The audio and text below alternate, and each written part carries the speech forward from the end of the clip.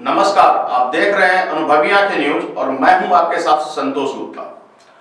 दोस्तों, सरकार, प्रशासन और लोकतंत्र में कुछ असमानताएं दिनों दिन बढ़ती जा रही है।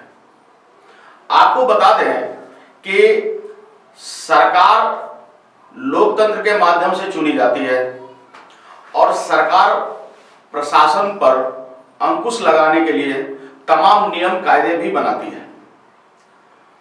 आज हम आपको एक हादसे का विवरण दे रहे हैं और उस पर उठे सवालों के ऊपर आपसे हम रूबरू हो रहे हैं।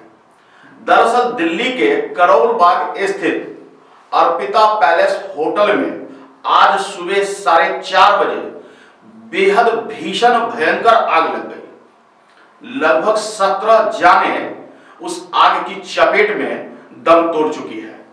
बेहद दुखद घटना है।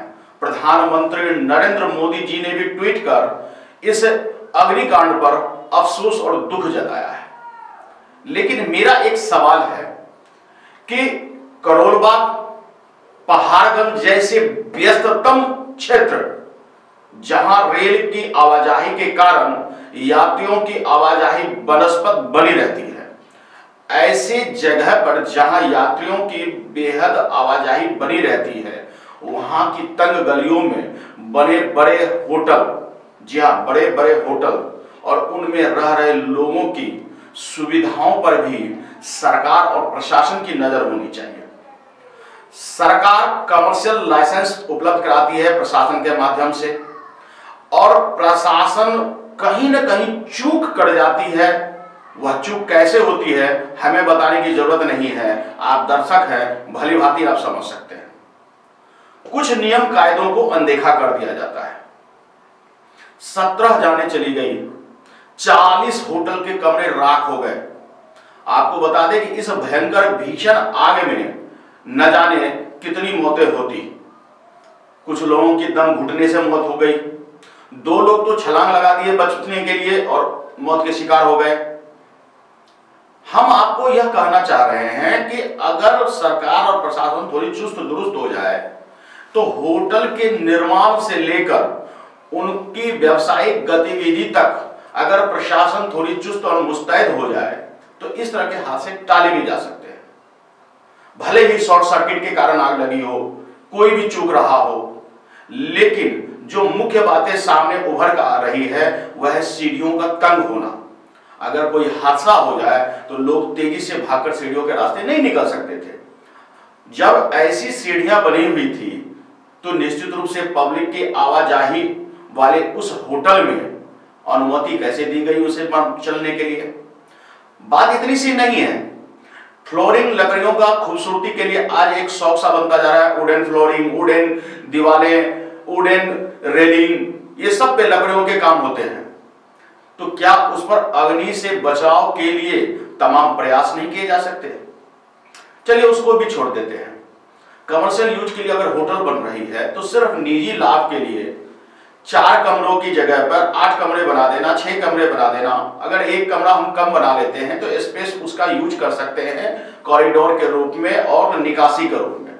सबसे पहले किसी भी होटल का निकासी, प्रवेश आना जाना का जो कॉरिडोर होना चाहिए वो बेहद लंबा चौड़ा होना चाहिए ताकि आम आदमी भीड़ भाड़ वाले क्षेत्र से कोई हादसा हो जाए, कोई दुर्घटना हो जाए तो तेजी से बाहर निकल सके। जबकि इस होटल में ये कमी थी। कमियां गिनाई जा रही है जब हादसा होता है, दुर्घटना होता है और तभी कमियां सामने आती है और तभी शासन और प्रशासन भी सचेत होता है। लेकिन चंद दिनों की बात होती है, ये आए दिन बात पुरानी हो जाती है। दर्शकों, हम आपसे एक रिक्वेस्ट कर रहे हैं, निवेदन कर रहे हैं कि सरकार और प्रशासन पहाड़गंज और करोल बाग के उन तमाम होटलों में जाए और बाकायदा उसकी सर्वे करें कि तंग गलियां हैं, सीढ़ियों की पर्याप्त चौड़ाई है या नहीं, कोई ऐसी हादसा हो तो उससे बचाव के कितने सक्षम उपाय हैं। इन सब पे गहरी नजर होनी चाहिए, क्योंकि लोकतंत्र में सरकार हम चुन तो लेते हैं लेकिन चूक भी हम करते हैं, क्योंकि बाद में हम यह कहते हैं कि यह सरकार निकम्मी है। सरकार निकम्मी तो है, लेकिन निकम्मा तो हम भी हैं। हमने ही तो वोट देकर उन्हें यहां तक पहुंचाया है। आज बेरोजगारों को देखिए, युवा बेरोजगार इतने हो गए हैं कि वे नेताओं के भीड़ हो या किसी धरना और प्रदर्शन की बात, सैकड़ों, हजारों और लाखों की तादाद में उतर जाते हैं। दरअसल ये भीड़ क्यों है? ये भीड़ है उन युवा बेरोजगारों की जिनके अंदर एक हताशा है, एक गुस्सा है, और मौका पेलते, हम कहना चाह रहे हैं कि मौका पड़ते ही ये टूट पड़ते हैं।